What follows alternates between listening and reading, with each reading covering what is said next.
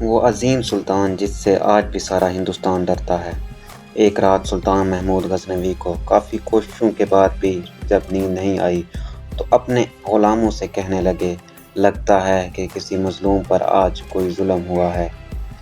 تم لوگ گلیوں میں پھیل جاؤ اور کوئی فریادی نظر آئے تو اسے میرے پاس لے آؤ۔ تھوڑی دیر بعد وہ سب واپس آ کر کہنے لگے، سلطان، ہمیں کوئی بھی فریادی نہیں ملا، آپ آرام سے سو جائیں۔ جب سلطان کو پھر بھی نیند نہیں آئی تو وہ کپڑے بدل کر خود محل سے باہر نکلا۔ محل کے پچھواڑے میں حرم سرا کے نزدیک انہیں کسی فریادی کی آواز سنائی دی، اے اللہ! سلطان محمود اپنے مصاحبوں کے ساتھ محل میں عیش و عشرت کی زندگی گزار رہا ہے اور محل کے عقب میں مجھ پر یہ ظلم توڑا جا رہا ہے۔ سلطان نے کہا، کیا بات کر رہے ہو؟ میں محمود ہوں۔ سلطان نے کہا، کیا بات کر رہے ہو؟ میں محمود ہوں اور تمہاری فریاد رسی کے لیے آیا ہوں۔ مجھے بتاؤ، کیا ظلم ہوا ہے تمہارے ساتھ؟ آپ کے خواص میں سے ایک شخص جس کا نام میں نہیں جانتا ہر رات میرے گھر آتا ہے اور میری بیوی پر ظلم اور تشدد کرتا ہے۔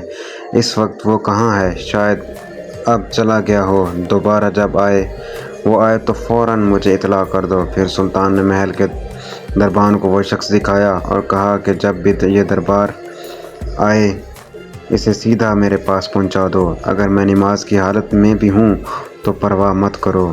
اگلی رات وہ شخص سلطان کے پاس آیا اور بتایا کہ وہ شخص اس وقت اس کے گھر میں ہے۔ سلطان اسی وقت تلوار ہاتھ میں لیے اس شخص کے ساتھ چل پڑا۔ جب اس کے گھر کے قریب پہنچا تو اس سے کہا کہ گھر کے سارے چراغ بجھا دو۔ پھر اندھیرے میں ہی اس کے گھر میں گھس کر اس شخص کا سر تن سے جدا کر دیا۔ پھر سلطان نے حکم دیا، چراغ روشن کر دو۔ اس شخص کا چہرہ دیکھا اور سجدے میں گر پڑا۔ اوہ! مجھے بہت سخت بھوک لگی ہے۔ پھر گھر کے مالک سے کہا، اگر کچھ کھانے کو ہے تو لے آؤ۔ آپ جیسا سلطان مجھ غریب کے گھر کا کھانا کھائے گا؟ جو کچھ بھی ہے لے آؤ۔ وہ شخص ایک سوکھی روٹی لے آیا۔ وہ شخص ایک سوکھی روٹی اٹھا لایا جسے سلطان نے بڑی رغبت سے کھایا۔ وہ شخص سلطان سے پوچھنے لگا کہ چراغوں کو بجھانا، سجدہ کرنا اور روٹی طلب کرنے کے پیچھے آخر کیا ماجرا ہے؟ سلطان نے فرمایا، میں نے جب تمہاری داستان سنی تو سوچا کہ میری سلطنت میں ایسا ظلم کرنے کی ہمت صرف میرے کسی بیٹے کی ہو سکتی ہے۔ اندھیرا کرنے کی اصل وجہ یہی تھی کہ کہیں میں پدرانہ شفقت میرے انصاف کے راستے میں حائل نہ ہو جائے۔ چراغ جلنے پر جب میں نے دیکھا کہ وہ میرا بیٹا نہیں ہے تو میں سجدہ شکر بجا لایا۔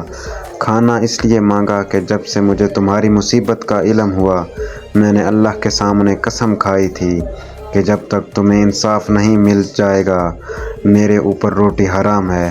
اس وقت سے اب تک میں نے کچھ کھایا نہ پیا ہے اور آج کل کے حکمران میں اس سے زیادہ کچھ نہیں لکھوں گا۔